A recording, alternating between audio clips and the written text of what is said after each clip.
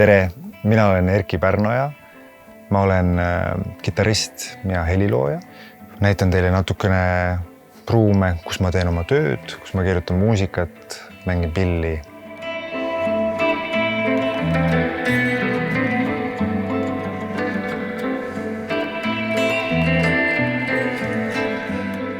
Sellised elukad teevad oma helisid.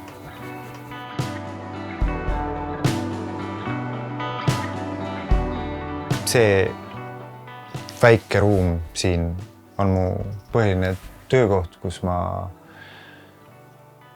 siis kirjutan ja ka salvestan oma lugude esimesi selliseid siis töövariante, demosid.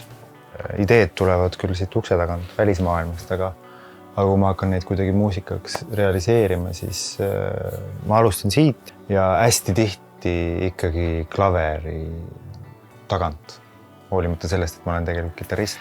Aga kuidagi klaver on selline asi, mis on mul kodus olemas, mul on siin stuudiosse olemas, see on nagu, ma ei tea, klaver on nagu see selline muusiku sõber. Minu jaoks see arvuti ongi instrument, samamoodi nagu kitarr, klaver, ükskõik mis teised süntesaatorid või mis iganes ma kasutan, et see on täiesti asendamatu instrument minu jaoks.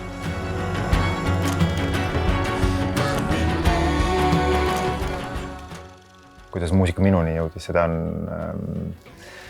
kuidagi raske võib-olla nagu mingisse momenti kokku viia, aga see pidi juhtuma ikkagi päris väiksena, ma arvan, et võib-olla kuskil 3-4-aastasena hakkasin sellest aru saama, et see on olemas, sest ma olen perekonnast, kus muusika oli selline väga normaalne asi, mida arutati hommikusöögi laua taga ja õhtul ja lihtsalt teiste argiste asjade vahel.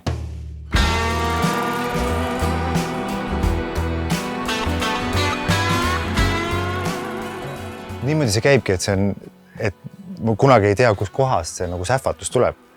Et lihtsalt pillid on sul igal pool ümber ja kuskilt peab tulema lihtsalt see mingit sorti nagu heli, mis sind inspireerib, aga ma ei pruugi seda lõpus üldse kasutada. Et see võib alata sellest, et ma mängin selle süntesaatori peal, aga lõpuks esitab seda koor.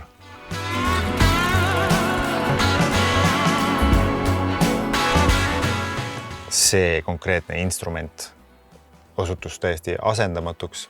Mul oli tulemas üks kontsert ja siis loetud päevad enne seda kontserti olin siis mina see, kes pidi selle kõne tegema dirigendile, et ma ei saa kahjuks osaleda, et tuleb mõelda alternatiivplaan.